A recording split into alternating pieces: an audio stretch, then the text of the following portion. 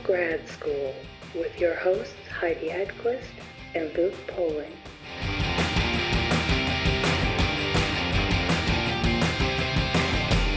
Hello, kiddies. We're going to have a real good time together. We have Ann Magnuson. This is what we're doing. This is the thing now. Okay. I know. All right. You just make this face just like, oh, here we go again. No. You always look at me like you're confused when you have to say it.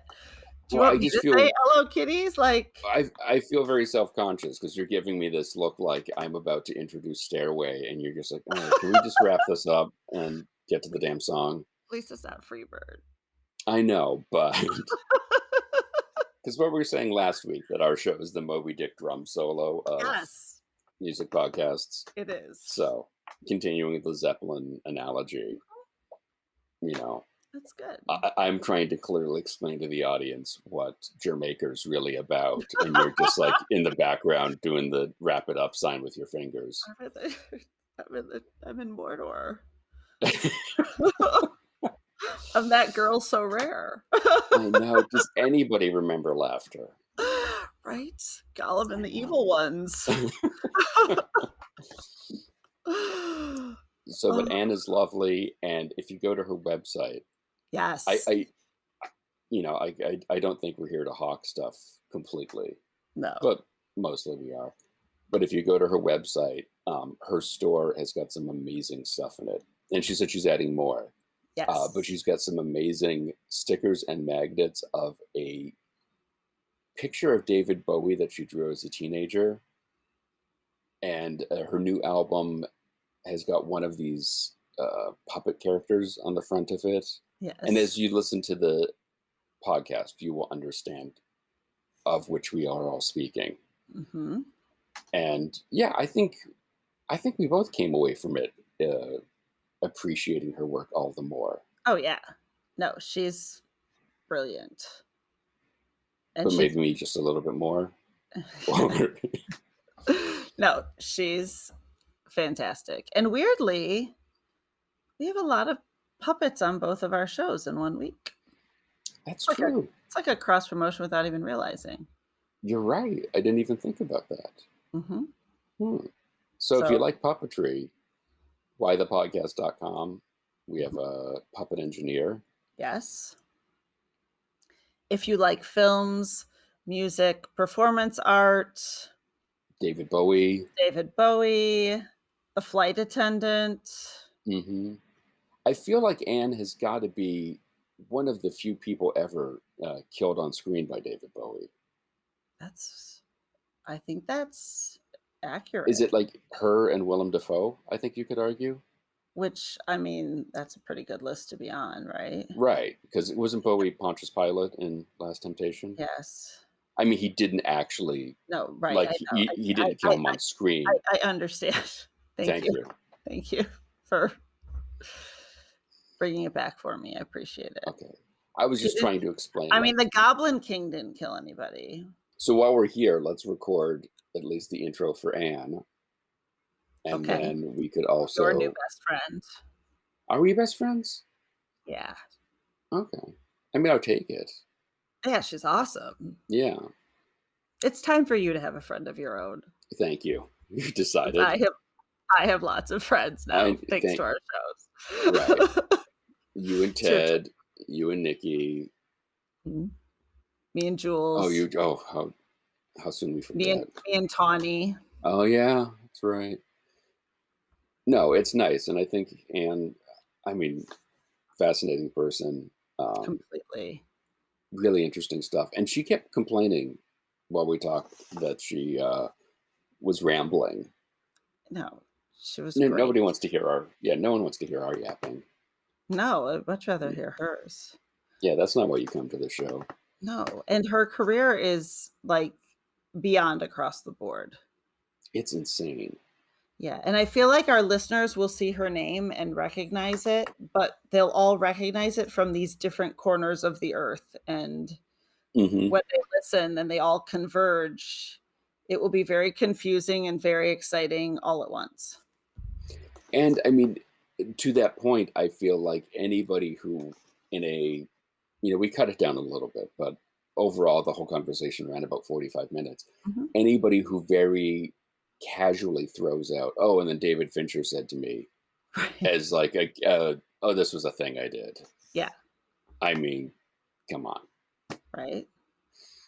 And we finally get to the bottom of some rock and roll myth, legend. And if you go to YouTube and search rock and roll grad school, we have visual evidence of what we're discussing, which is always very nice. Yes, trying to do more of that.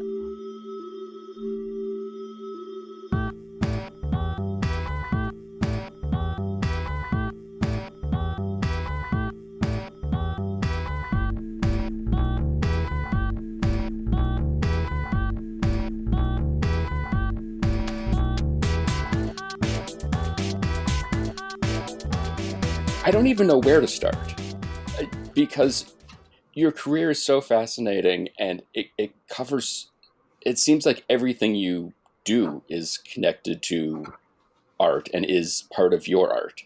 Do you feel that way? Yeah. I actually haven't really defined that for myself. I just live it, you know. Mm-hmm. I think growing up in with a mother who was really interested in culture and being exposed to so much culture, basically through the television or music or radio or books or movies, because growing up in the Kanawha Valley of West Virginia, it was a bit isolated, but there was a satellite system, so we did get information, and we traveled a fair amount within the state. So I was just exposed to a lot of different forms of creativity. My maternal grandmother sewed a lot and played the piano and had every Life magazine that had ever been printed in stacks in her attic, and I was obsessed with going through all of those. Oh, yeah. I don't know. I was just very exposed to all that from day one, so it just became part of my life, the DNA, and that my mother, she wasn't as bad as like those, what do they call those tiger moms? The ones who force their children to never have a moment free of just achieving. She wasn't like that. But I was taken to a lot of different lessons, ballet, piano. There was a wonderful little children's museum that was set up in the governor's old mansion that was up in the hills where we lived in Charleston, West Virginia. And they had a small planetarium there. We took astronomy classes. I took a puppetry class in second grade. I was involved in the community theater. So also took horseback riding lessons. And the schools back then had a lot of, you were exposed to the arts. We had music classes. We had art classes. Or they were kind of like a music hour or an art hour where you would listen to something and then do a drawing about it.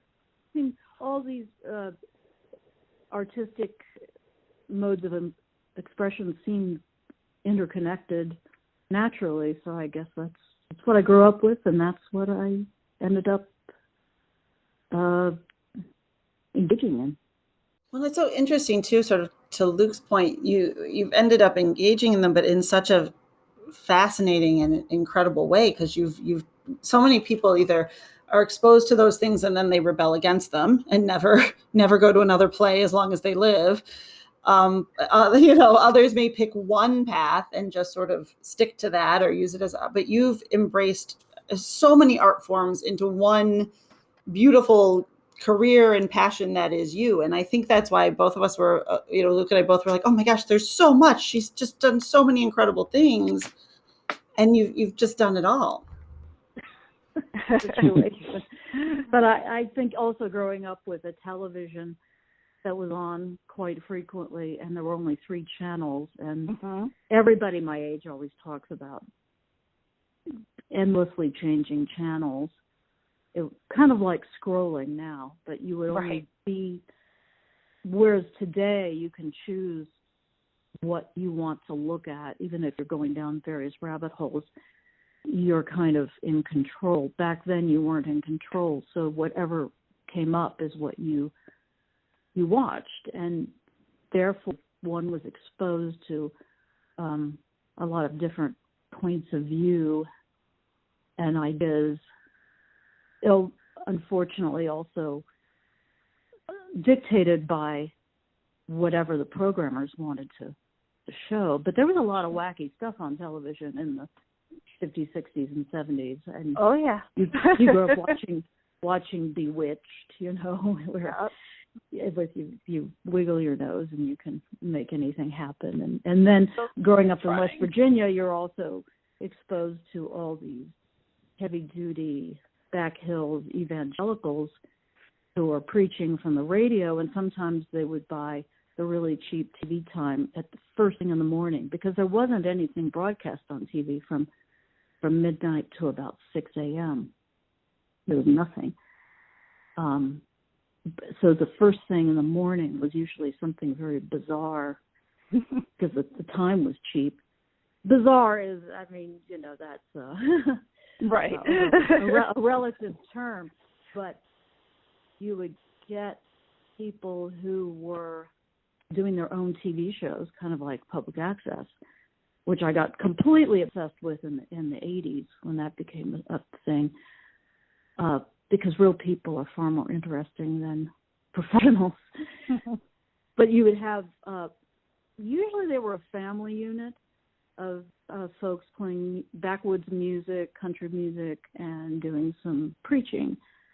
So that had a big effect on me. And my grandfather, Magnuson, was a Swedish evangelical. He was actually a Presbyterian as well, but in the early days he preached to immigrant communities in Wisconsin and the Midwest.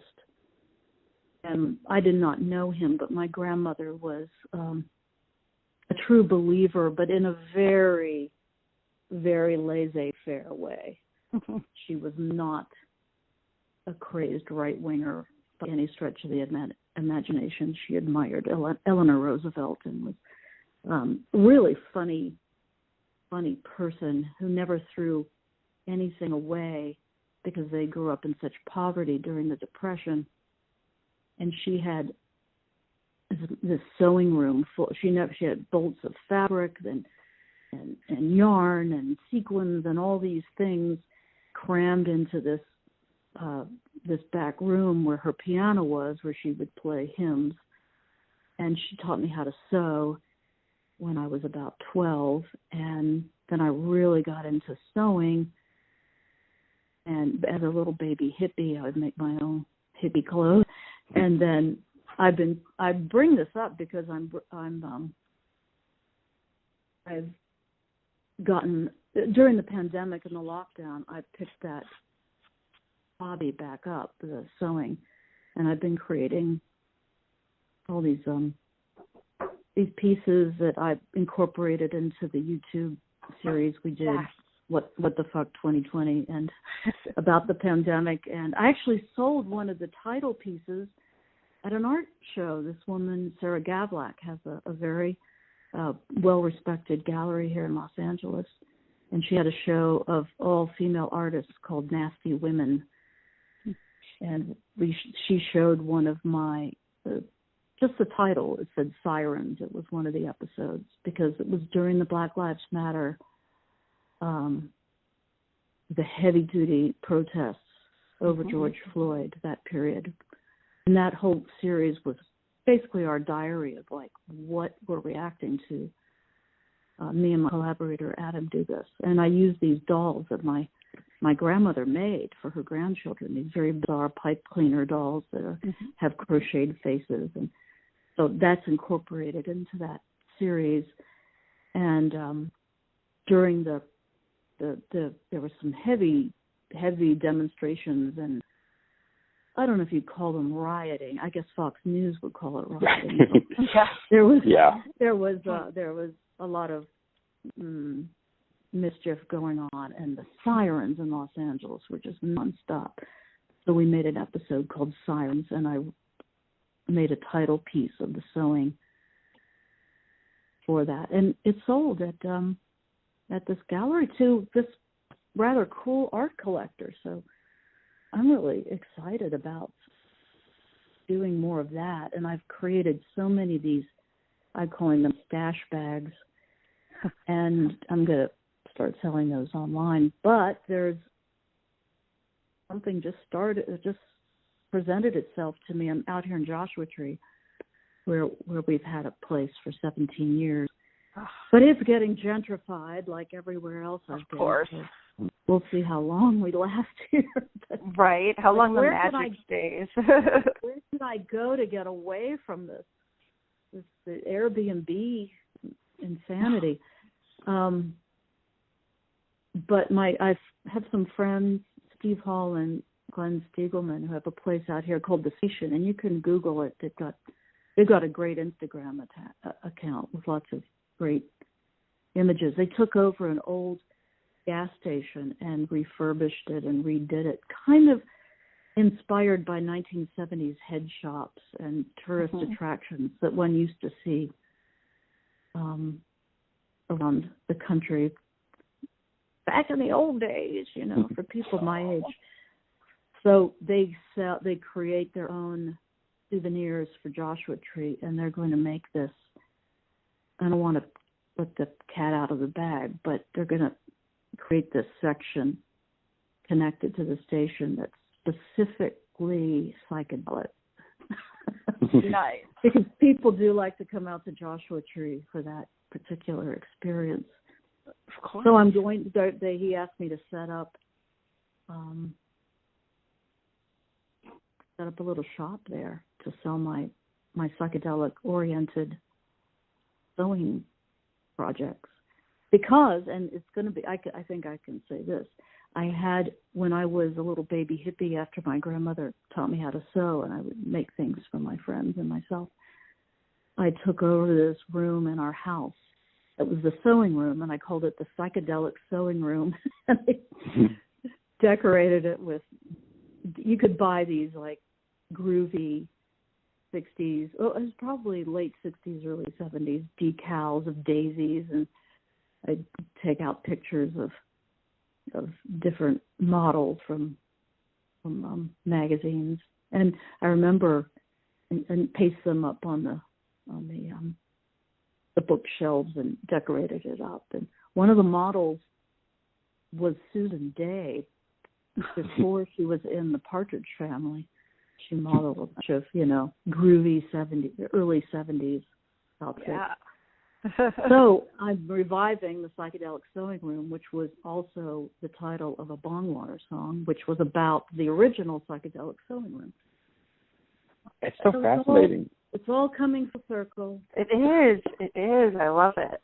It's so fascinating to hear you talk about sort of where you came from and all the things that were part of your childhood and your early years, and just it all gets fed back into your art. It all gets fed back into the music. It's so fascinating. I feel like when we talk to musicians and other artists, you just don't see it coming out in every pore of somebody's being, that just everything is this chance to go, well, what can I do with this? And I think your YouTube series is the perfect example of that, where I would think most people would take these stuffed animal figures and set them aside and kind of go, oh, that was a nice time. But you're like, well, what are they doing now? What are they saying now? Oh yes, Dust Bunny. I wanted to do a whole, Dust Bunny has this whole backstory of why I can't decide if Dust Bunny is going to be non-binary or. I know. Dust Bunny feels non-binary. Yeah, Dust Bunny is definitely that way. But most people want to call Dust Bunny a she, so I just go with it. But there's a whole backstory, because I used that voice in one of the tracks for my album Dream Girl.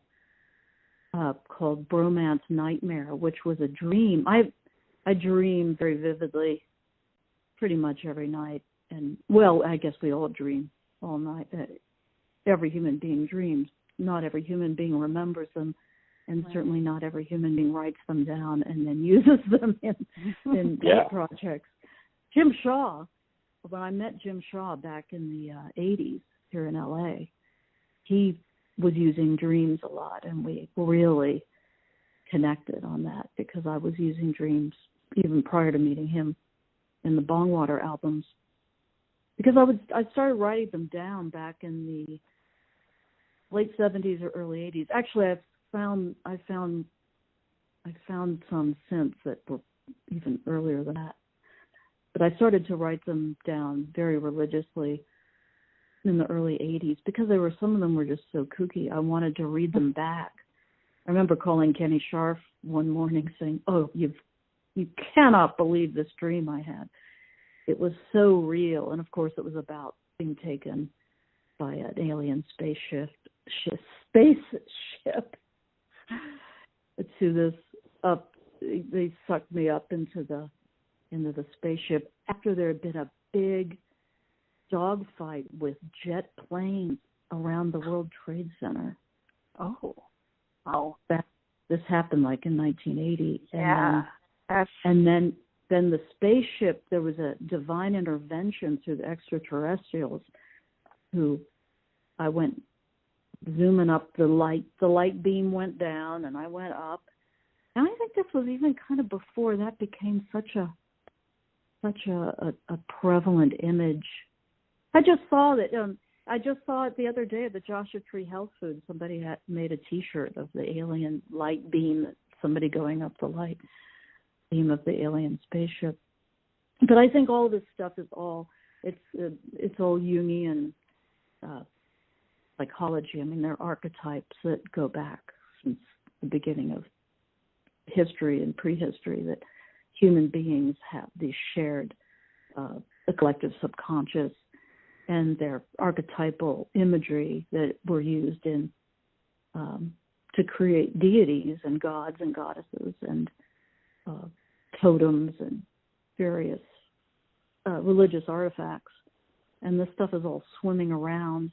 And for me, I think I just grew up getting exposed to these archetypes that were being reconfigured and sent over the airways. And then it got into my brain and then came out in these other configurations. And that's kind of what art is, isn't it? I mean, they're Jungian archetypes that people are playing with. Mm-hmm. Whether really, really specific images or just shapes.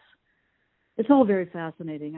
I got very, very fascinated with Carl Jung several years ago and just devoured everything I could out, all that.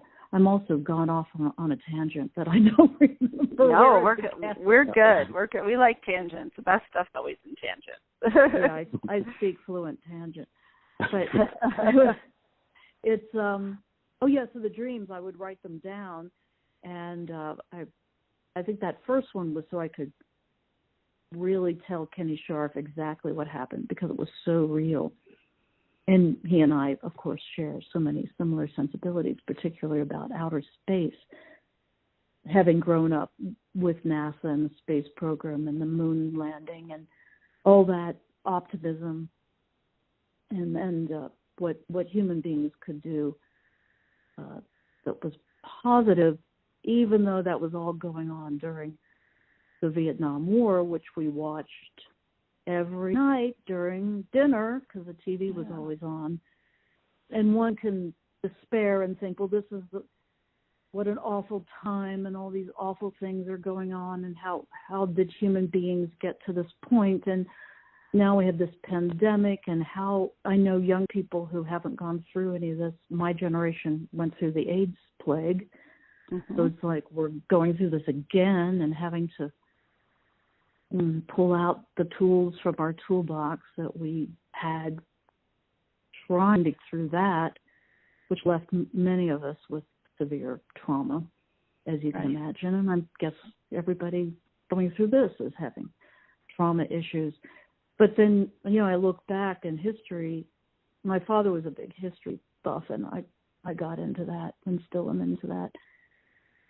But that Vietnam War was just so horrific and awful. And yet at the same time, you look at TV variety shows from the 60s, and the music at the same time was so positive and upbeat and optimistic, and yet you have these horrific killing fields that we are responsible for. I mean, one could have arguments about that. Who's responsible? It's multi-layered reasoning, but the United States was napalming villages, and we were watching children our age with their skin being burned off. Yeah. And at the same time, there's this, we're going to space, we're going to land a man on the moon, and there's just wild, crazy juxtapositions that is the essence of life.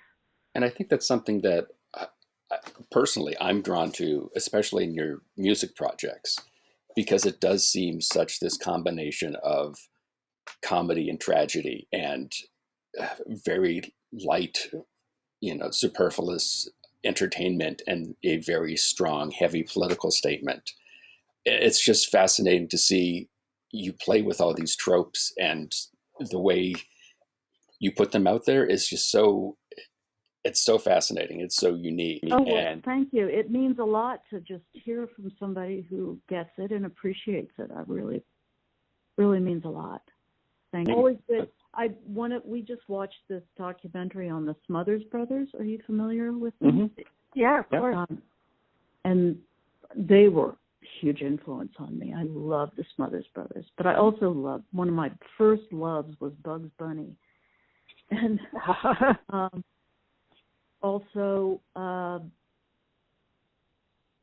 was always liked satire, but political satire. And Bugs Bunny was kind of a troublemaker, but was always getting, but a goofball, getting the best, like working these goofy angles against somebody who's trying to kill him. Yeah. And that's kind of what you got to do in life. And the Smothers Brothers, by their own admission, didn't really start out to be, they didn't start out to get canceled. But with the Vietnam War and what was going on, how can they not make commentary about what's happening? Right. But I always liked the Trojan horse approach, that you catch more flies with honey than vinegar. But you come in with fun, because we all want that, joy. But there's other stuff going on, and you bring it in. You bring the Trojan horse into the gates as a gift, and then you let the soldiers out afterwards. Right. But not to slaughter the populace. Just to I don't think it's not even something that I'm like, okay, now this is what I'm going to do. I'm going to fool them with this, and then we're going to put in this. It's not that way at all. It's I want to have joy in my life. I want to have joy when I'm on stage. I think the audience wants to have joy. And let's find a way to do that, but let's also remember what's going on out there, and maybe why, certainly for myself personally, why I need this joy. Because I don't want to get bogged down in the negativity, of which there's so much out there to get bogged down in, if you're predisposed to doing that. And I think I have some predisposition to that. My mother had some very severe depression, and back then they called it manic depressive. But I can't really. She's no longer alive. I can't really ethically diagnose her.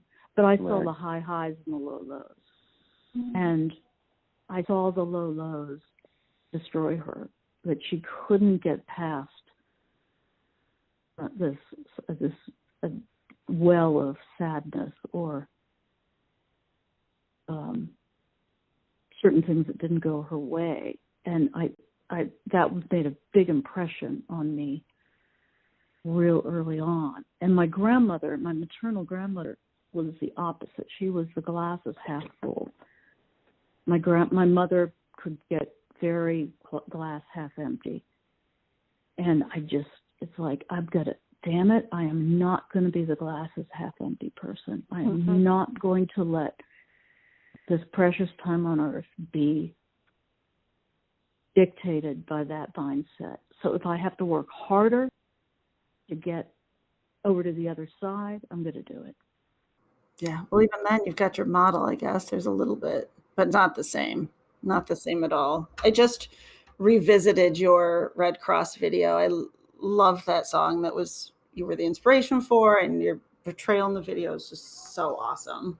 I wasn't the inspiration for that. Really? I've always heard you were. See, I love getting the truth. I thought that myself. I thought, oh my God, did they think I'm that crazy? Oh, I love her. I would be proud Michael, to be that crazy. Well, Michael, listen, I restrained myself. I've got stuff that is so out there. One day I'm going to release it into the world. It was like Carl Jung.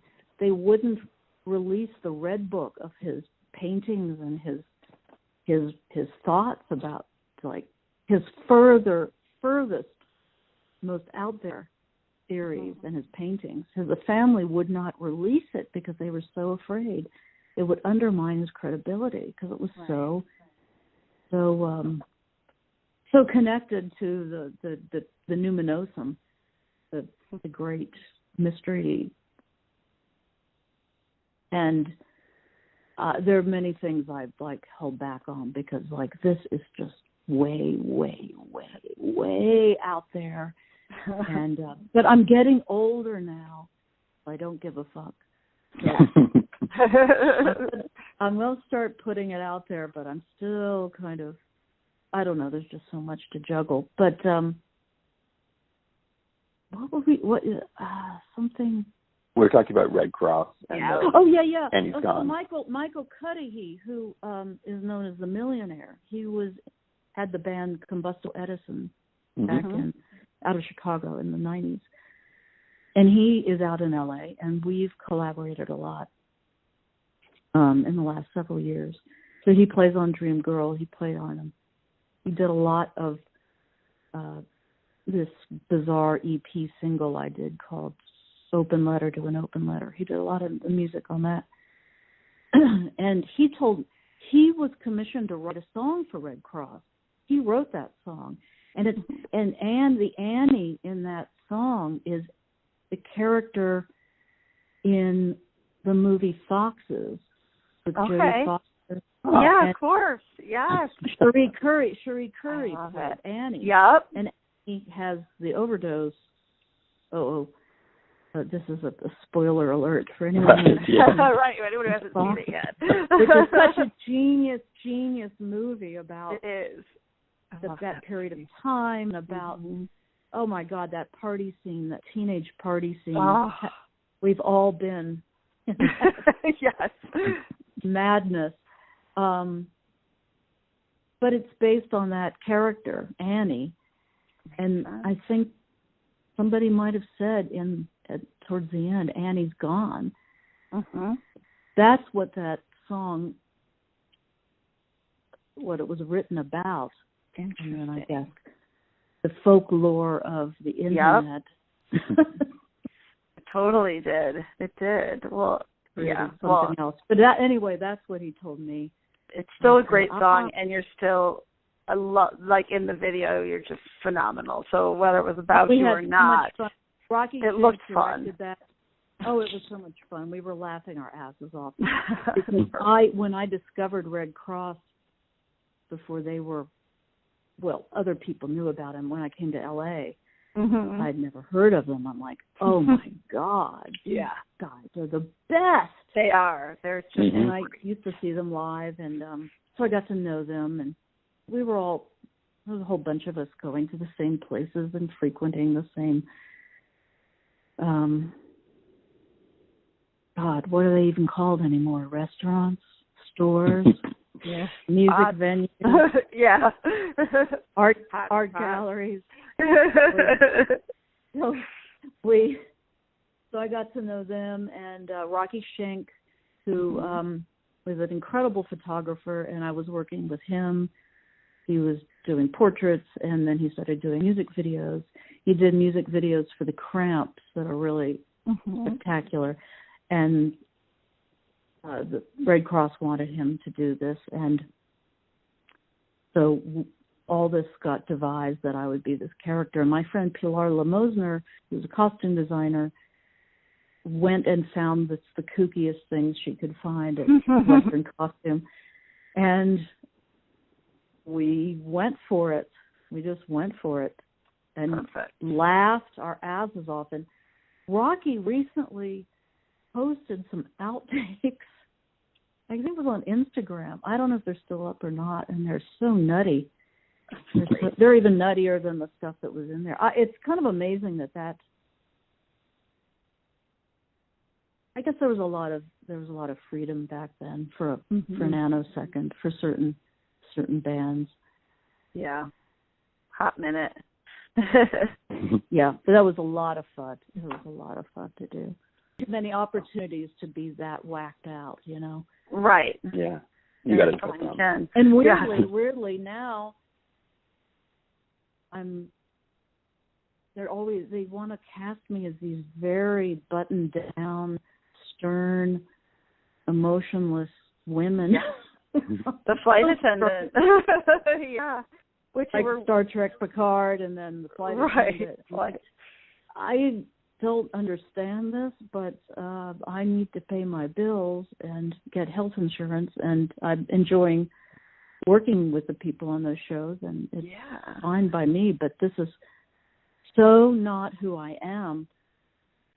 Shows that you're a good actress. You can be someone so different. They just keep telling me, don't do anything, do less, do less, do less. That was David Fincher would always be telling me some version of that when we did Panic Room. I'm like, all right, I'm just going to stand here. That's all you want. I'll do it. But this is work? Well, with David Fincher it is, because you have to do a gazillion takes and reshoots. But I would work with him in a second again, because you get so much overtime and extra money for reshoots. Right. Also, I found him very fun to work with. Which is not always an exacting professional. Yeah. But he's also got a very wicked sense of humor, which I appreciate. So I have two questions. One's deeper than the other. So we'll go deep first. But what are you working on now? What are you looking forward to sharing with everybody? You've got the WTF video still going? No, that we gave it an ending, and it's just very hard to do these things on your own without any funding whatsoever. And I'd give Adam some money just because he's putting all the work into it as the editor. There's a lot of sitting there at the computer time. But he and I we just did a scene that for a Tennessee Williams festival that's fundraiser. It's going to air on March 26th, but you have to pay to see it. From Suddenly Last Summer, so I dug into my southern roots for some of that Tennessee Williams vibe. The most exciting thing is this psychedelic sewing room kiosk store that I'm going to be involved with, and making 3D art. But I'm also excited about getting my second COVID shot next week. And then I'm going to West Virginia I'm not going to let this stop me. Nothing's going to stop me now from going back to West Virginia, because West Virginia University is going to give me an honorary doctorate in the arts. And congratulations. I did not go there, but my parents both went there. My brother went there. I probably should have gone there, but I had to be contrarian, I guess. But my grandmother lived in Morgantown, where WVU is, and it's such an honor. This is such a huge honor. So I'm going to take my chances and triple mask and get on an airplane and go to West Virginia. And I wanted to go back anyway, because I want to do collaboration with some musicians there on music and songs about growing up in West Virginia. So that's somewhat on the horizon in the distant future. I have all these home movies that my dad took of us growing up, and I'd like to incorporate that into a documentary type tone poem about West Virginia. And I'd like to somehow create a way to have an artist connection back and forth between Joshua Tree and West Virginia, because I think the landscapes are quite different, but there's a rural sensibility and something that occurs in a landscape where there are very few people that has a magic quality that comes out in the art.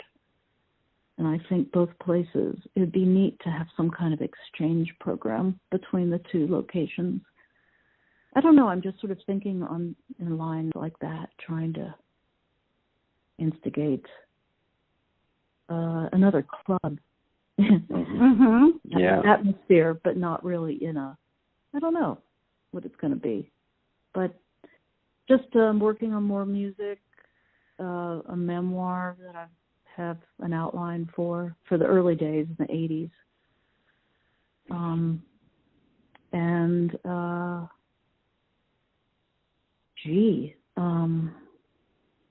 God, I have a whole list. Couple things. Yeah, I mean, one or two things will come up. Stuff will come up that I haven't planned for, which is the best stuff. That's always great. Adam and I want to do. We're definitely going to work on another video collaboration. I did a video in 1984 with a video artist named Tom Rubenis called Made for TV. And for the longest time, I've wanted to do Made for TV 2. And now I want, so I've got an idea for it. It's called Made for TV 2, Old Lady. All old lady characters. So we hope to work on that this year. And I'm trying to I've got some Hollywood people I've got to try to put some pressure on to see if they can help me get my 1987 Cinemax special Vandemonium re-released, at least put it on DVD or get it online so people can see it. And so my last question sounds even more vacuous if I refer to you as Dr. Magnuson when I ask it. Yeah, ditto. Hey, I don't think that's going to probably stick. Well, it's worth a shot. Yeah, but it's an amazing thing. It means so much to be recognized by my home state. I got inducted in the West Virginia Music Hall of Fame in 2018. That was the last time I was back there, and that meant the world to me. And what was so exciting is also in the class of 2018 was Hazel Adkins, who sort of set the bar for complete insanity, wildness in music and performance, certainly from West Virginia, and Fred Sonic Smith, who was in MC5, who was born in West Virginia or spent time in West Virginia. Anyway, he qualified to be inducted, and Patti Smith was there with her kids and Lenny Kaye to accept the award. So I got to hang out with them, and Michael Lipton, who runs the West Virginia Hall of Fame, is a very tenacious guy. He wanted me to see if Kate Pearson, who I knew, would come down and induct me into the Hall of Fame. And I said, there's no way I'm going to ask her to come to West Virginia in the middle of winter. And I said, please, please. I said, all right. And I asked her, and she said yes. That's great. Wow. Friends do. Randy Hudson, who was in Bongwater, and I put together a very tight 12-minute medley because I was told you only get 12 minutes because it's going to be on West Virginia Public Television. I found out nobody else really adhered to that time, but it was good. It was like we rehearsed that shit out of that medley, and it went great. And Charlie McCoy, who's one of the most famous, he is the most famous harmonica player. He's played for Bob Dylan and everybody, every country western person you can. He was there, and I'm going to start crying because it was just the most moving. We got our rehearsal, and he came up to me because he was next on the lineup, and he gave me this thumbs up, and he told me how good it was, and I started crying. He gave me a hug and thought, there is no award, there's nothing better than this. When you go back there, everyone's just so nice and supportive in that artistic community. And the Mountain Stage, which is a radio show that's been going on for a long time there, everybody plays on it. It was just full of the best people.